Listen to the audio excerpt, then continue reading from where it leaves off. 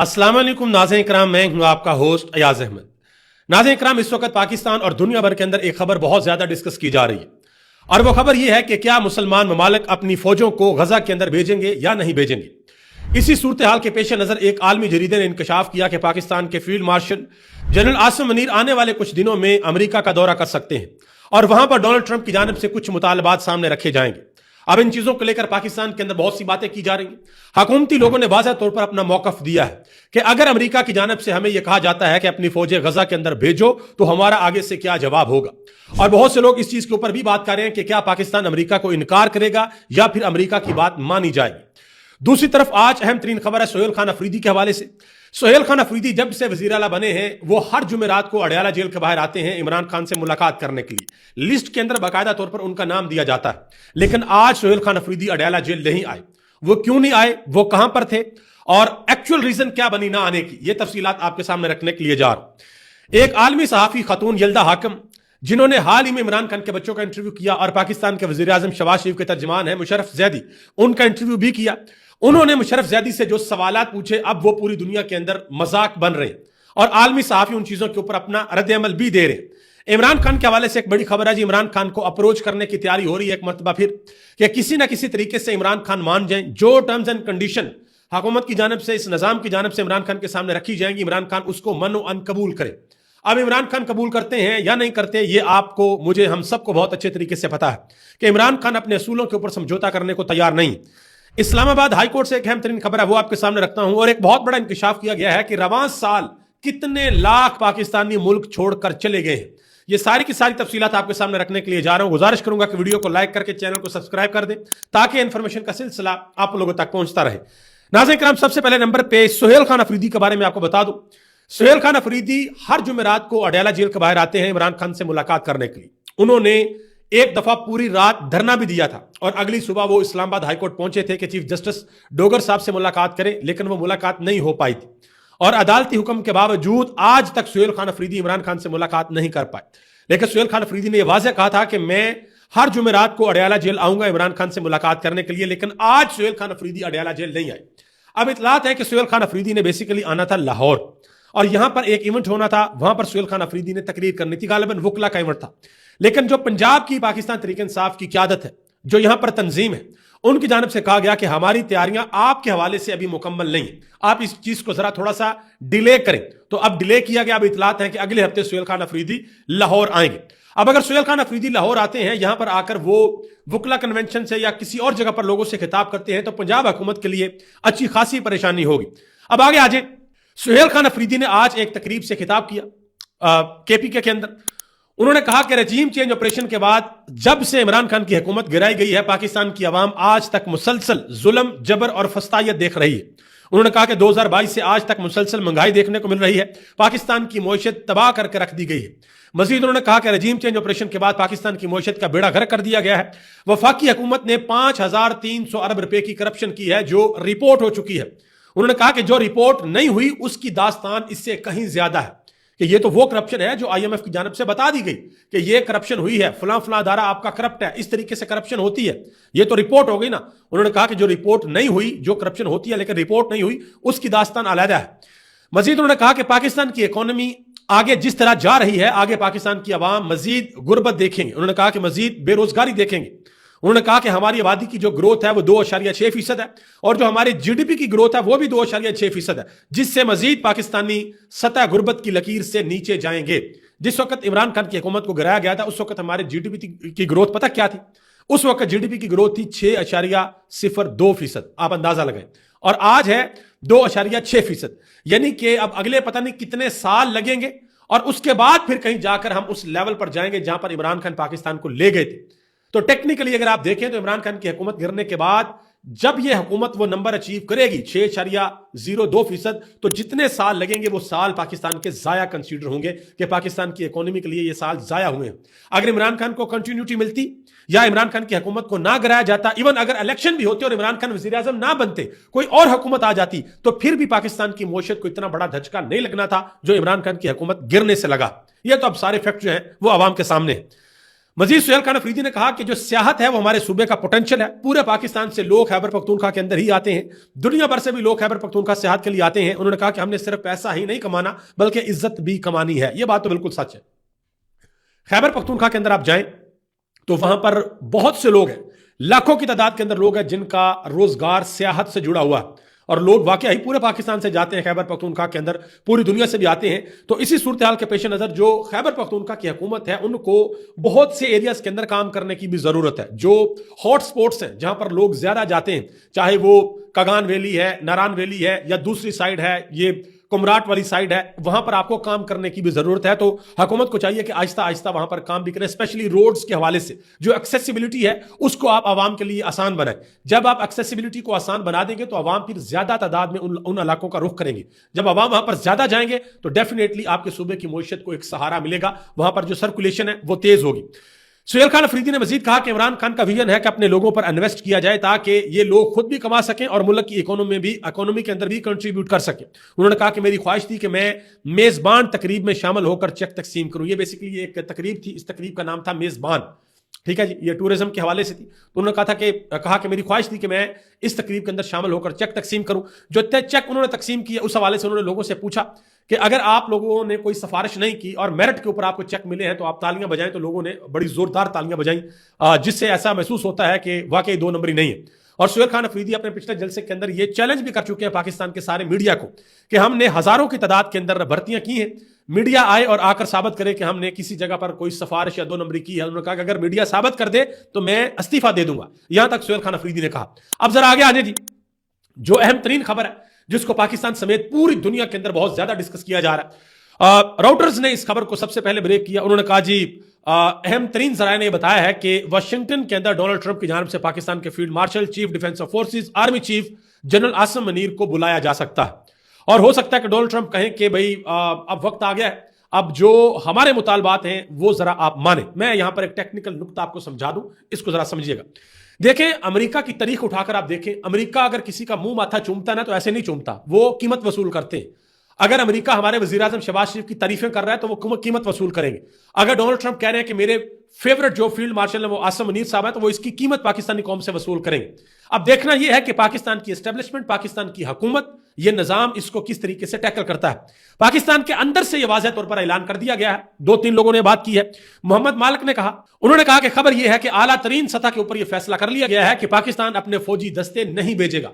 पाकिस्तान ने वाज़ेह कर दिया है कि जब तक पीस मेंटेनेंस का मरहला नहीं आएगा तब तक हम ये नहीं करेंगे। उन्होंने कहा कि पाकिस्तान किसी को भी वहां पर जाकर डिसआर्म नहीं करेगा। उन्होंने कहा कि पाकिस्तान इस स्टेज के ऊपर बिल्कुल भी इन्वॉल्व नहीं होगा कि वहां पर जाकर जो वहां की फलस्तीन की गजा की जो मज़ाहमती फोर्स है उनको डिसआर्म पाकिस्तान की आर्मी करे या उनसे हथियार ले। उन्होंने कहा कि मजीद आगे देखेंगे कि क्या होता है और किस तरीके से, किस एंगल से कैसे बात की जाती है, और जैसे जैसे हालात बनेंगे वैसे वैसे पाकिस्तान की हुकूमत फैसला करेगी। अब इस हवाले से मैं इंपॉर्टेंट चीज आपको बताऊं, पाकिस्तान के वजीर आजम शहबाज शरीफ ने वाज़ेह तौर पर ट्वीट किया था। आपको याद होगा कि मिस्र के अंदर शर्म शेख में डोनाल्ड ट्रंप ने तमाम मुसलमान हुक्मरानों को इकट्ठा किया था जो इसके अंदर शामिल है, इस एग्रीमेंट के अंदर। वहां पर हमारे शहबाज शरीफ साहब ने डोनाल्ड ट्रंप की बड़ी तारीफें भी की थी, और वहां पर उन्होंने कहा था कि ये 20 नकाती एजेंडा है, जिसमें से मेरा ख्याल है 6 या 7 पॉइंट जो है वो गजा की मुसामती फोर्स जो हमास है उन्होंने माने थे, बाकी उन्होंने नहीं माने थे। और एक चीज तो तमाम मुस्लिम दुनिया मुत्तफक होकर कह रही है कि जब तक 2 स्टेट सोल्यूशन की तरफ इसराइल नहीं आता हम इस प्लान का हिस्सा नहीं बन सकते। और इसराइल के जो वजीर आजम है बेंजामिन नेतन्याहू, वो वाज़ेह तौर पर कहते हैं कि नहीं भाई, ये 2 स्टेट सोल्यूशन वाली कोई बात नहीं है, हम फलस्तीन को रियासत ना ही बनने देंगे और ना ही हम मानते।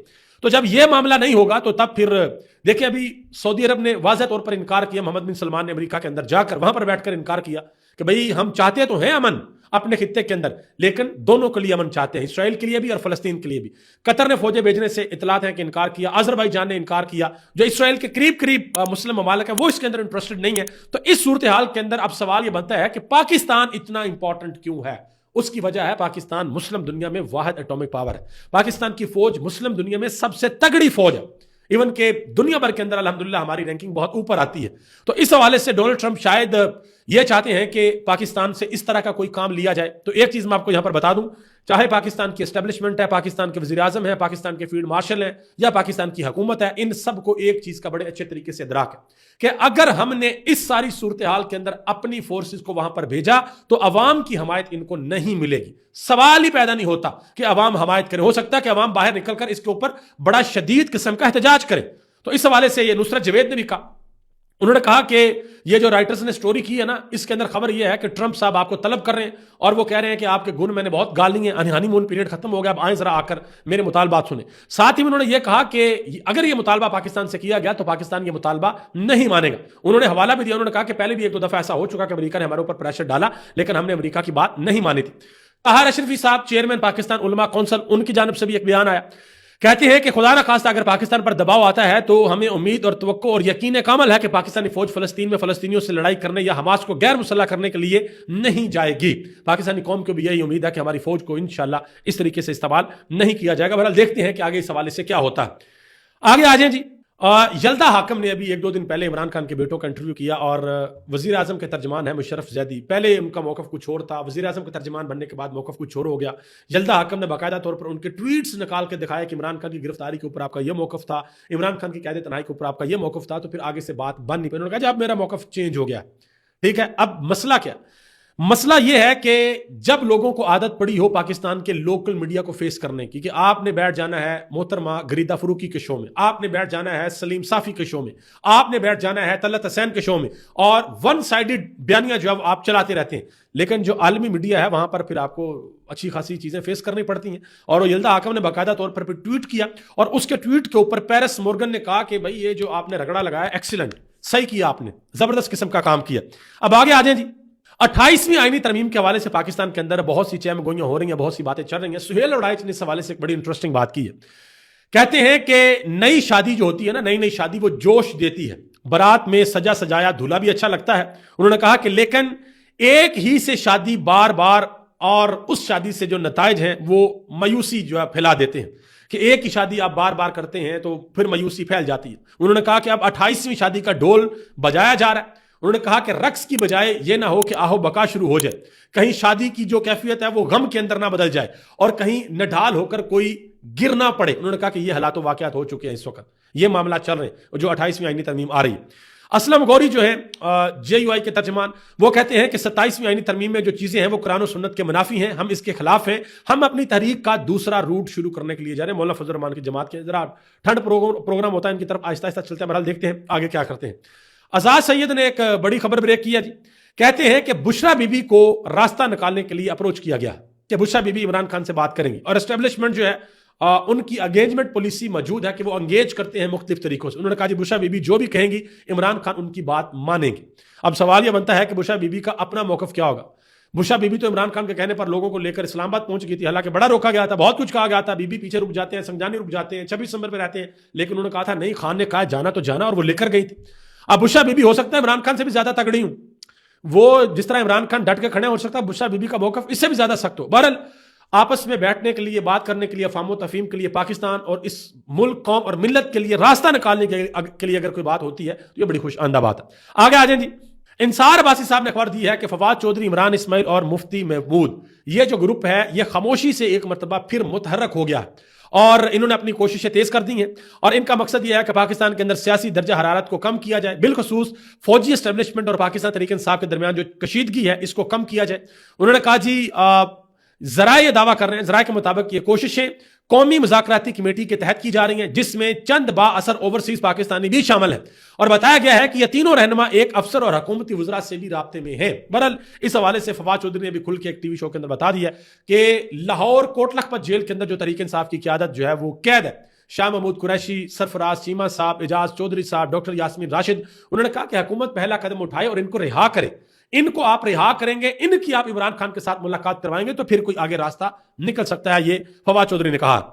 شفیع اللہ جان نے بڑی اہم بات کی ہے جو معاون خصوصی ہیں اطلاعات کے اندر خیبر پختونخوا کی حکومت میں. انہوں نے کہا جی عمران خان سے جو ملاقاتیں ہوں گی ان ملاقاتوں میں تحریک پر بھی بات ہوگی اور سیاست پر بھی بات ہوگی, اور جو بھی اندر بات ہوگی وہ ہم باہر لے کر آئیں گے. اس پر ہمارا موقف بڑا واضح ہے کہ جو بھی اندر بات ہوگی عمران خان کے ساتھ وہ باہر آئے گی. اور دوسری طرف شفیع جان نے یہ بھی کہا, انہوں نے کہا جی رانا ثناءاللہ صاحب نے کہا تھا کہ جی ہم ایک کمیٹی بنا دیتے ہیں, کمیٹی تشکیل کر دیتے ہیں جو عمران خان کی ملاقاتوں کے حوالے سے معاملات کو دیکھے. انہوں نے کہا جی وہ اس سے بھی بھاگ گئے. انہوں نے کہا کہ رانا ثناءاللہ بھی یہی کہتا ہے, ان کا وزیر اعظم بھی یہی کہتا ہے کہ میں جو ہے اب پوچھ کے بتاؤں گا. اس حوالے سے سلمان قمراجہ نے ایک بہت بڑا انکشاف کیا ہے. انہوں نے کہا جی اب ایک نوٹیفکیشن کر دیا گیا ہے جس کے مطابق اب جیل, ٹرائل اور عدالت کے اندر بھی عمران خان کو پیش نہیں کیا جائے گا, بلکہ کال کوٹری کے اندر ہی موبائل فون لے کر جایا جائے گا. جج صاحب کو ویڈیو کال کے اوپر دکھایا جائے گا کہ عمران خان کال کوٹری کے اندر موجود ہیں, اور جج صاحب عمران خان کو کمرہ عدالت کے اندر حاضر تصور کریں گے. یہ آپ اندازہ لگا لیں. اب تحریک انصاف کی قیادت اس کے اوپر کیا کرتی ہے وہ اب دیکھتے ہیں, کیونکہ عمران خان کی جو بہنیں ہیں وہ تو ڈٹ کے کھڑی ہیں, اور اس منگل کو جو عمران خان کی بہنوں کے ساتھ کیا گیا, تحریک انصاف کی قیادت کے ساتھ کیا گیا, تحریک تحفظ عین پاکستان سے علامہ راجہ ناصر عباس وہاں پر موجود تھے, ان کے ساتھ جو کیا گیا یہ تو کچھ زیادہ ہی ہو گیا. دیکھتے ہیں کہ آگے تحریک انصاف کی قیادت اس حوالے سے کیا لاہ عمل بناتی ہے. آگے آ جائیں جی. فیصل چودھری صاحب نے ایک بڑی اہم بات کی. انہوں نے کہا جی یہ کہا جاتا ہے کہ جی عمران خان صاحب جو ہیں وہ پازیٹیو سیاست دان بنے, وہ پازیٹیو سیاست کریں. انہوں نے کہا جی عمران خان کون سی پازیٹیو سیاست کریں؟ کیا عمران خان آپ کو یہ کہیں کہ آپ کا بہت بہت شکریہ, آپ میری بہنوں کے اوپر واٹر کینن سے پانی پھینکتے ہیں, آپ کا شکریہ, آپ کی بڑی مہربانی کہ 34,000 ورکر آپ نے میرے گرفتار کر لی ہیں, آپ کی مہربانی کہ آپ نے میرے اوپر 200 مقدمات بنائے ہوئے ہیں, آپ کی مہربانی کہ آپ نے یہ جو ظلم اور جبر کا نظام قائم کر رکھا بڑی. انہوں نے کہا کہ کیا عمران خان اس طرح کی پازیٹیو سیاست کریں جو عمران خان کو کہا جاتا ہے کہ آپ پازیٹیو سیاست کریں. مزید ارشاد بھٹی نے اسی شو کے اندر ایک بہت بڑا انکشاف کیا جہاں پر فیصل چودھری موجود تھے, اسد اللہ خان کے شو میں. انہوں نے کہا کہ میں یہ نہیں کہتا کہ کوئی بھی جیل کے اندر جائے یا جیل کسی کے لیے اچھی. انہوں نے کہا کہ میں یہ نہیں کہتا. انہوں نے کہا کہ لیکن شریف خاندان اور زرداری خاندان کے لوگ جب جیلوں کے اندر جاتے تھے تو وہ جیلیں ان کی ہمارے گھروں سے بھی بہتر تھیں. انہوں نے مثالیں دی. انہوں نے کہا کہ نواز شریف سے جیل کے اندر 40 سے 60 لوگ ملنے کے لیے جایا کرتے تھے. نواز شریف کے لیے کھانا ان کے گھر سے پک کر آیا کرتا تھا, اور نواز شریف وہ خوش نصیب مجرم تھے جن کو اعصابی طور پر مضبوط ہونے کے لیے 8 ہفتوں کے لیے گھر بھیجا گیا. انہوں نے کہا کہ یہ ایسے خوش نصیب مجرم تھے جو 50 روپے کے اسٹامپ پیپر کے اوپر لندن چلے گئے, اور یہ ایسے خوش نصیب مجرم تھے کہ ان کے لیے لاہور, راولپنڈی اور اسلام آباد کے ڈاکٹر ایک چھت تلے جمع ہو گئے اور پھر 3 ہسپتالوں کے اندر ان کو پھرایا گیا. مزید انہوں نے کہا کہ ایک دفعہ شہباز شریف صاحب نے احتساب عدالت کے اندر کہا کہ مجھے ذہنی ٹارچر کیا جا رہا ہے. تو جج صاحب نے پوچھا کہ کیا ذہنی ٹارچر آپ کو کیا جا رہا ہے؟ تو شہباز شریف نے کہا کہ جب نماز کا وقت ہوتا تھا تو نیب اہلکار جو ہے وہ قبلہ رخ میری کرسی رکھ دیتا تھا, اب وہ کرسی نہیں رکھتا, یہ ذہنی ٹارچر میرے اوپر ہو رہا ہے.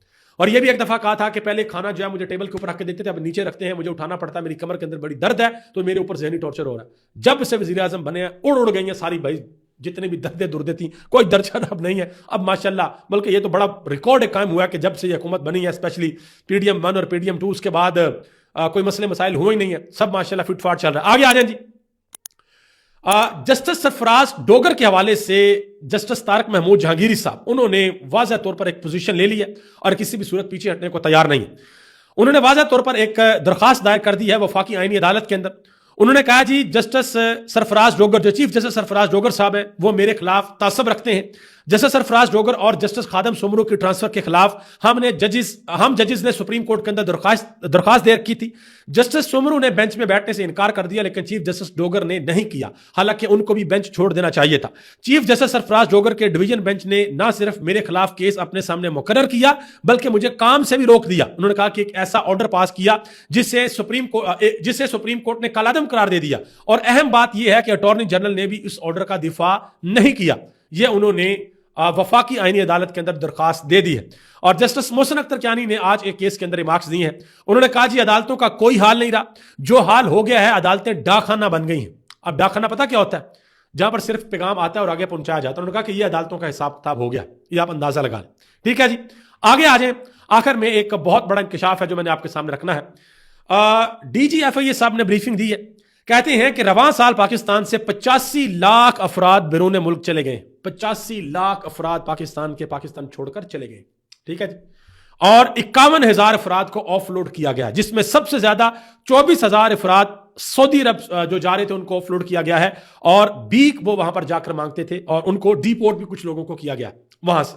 ٹھیک ہے جی, یہ آپ اندازہ لگا لیں کہ یہ پاکستان کے اندر ہو رہا ہے. اب جو 85 لاکھ کا نمبر ہے یہ بہت بڑا نمبر ہے. یہ کیوں لوگ باہر جا رہے ہیں؟ صرف ایک وجہ سے کہ ان کو اپنے ملک کے اندر امید اور روشنی کی کرن نظر نہیں آ رہی.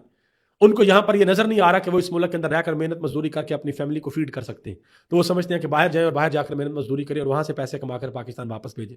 یہ جو حکومت بڑے نعرے لگاتی ہے نا کہ ہماری ریمیٹنس بڑھ گئی ہیں, اوورسیز پاکستانی دبا کے پیسہ بھیج رہے ہیں, تو بھائی جب یہ 85 لاکھ لوگ باہر جائیں گے تو انہوں نے اپنی فیملیز کو پیسے تو بھیجنے ہیں نا. اور یہ وہ اوورسیز پاکستانی ہیں جو اس وقت ہمارے ملک کی ریڑھ کی ہڈی کی حیثیت رکھتے ہیں، لیکن ہم نے ان کو ووٹ کا رائٹ ابھی تک نہیں دیا ہوا۔ ابھی تک اتنا ہی۔ آپ سب کا بہت بہت شکریہ۔ پاکستان زندہ باد، پاکستان کی عوام پائندہ باد۔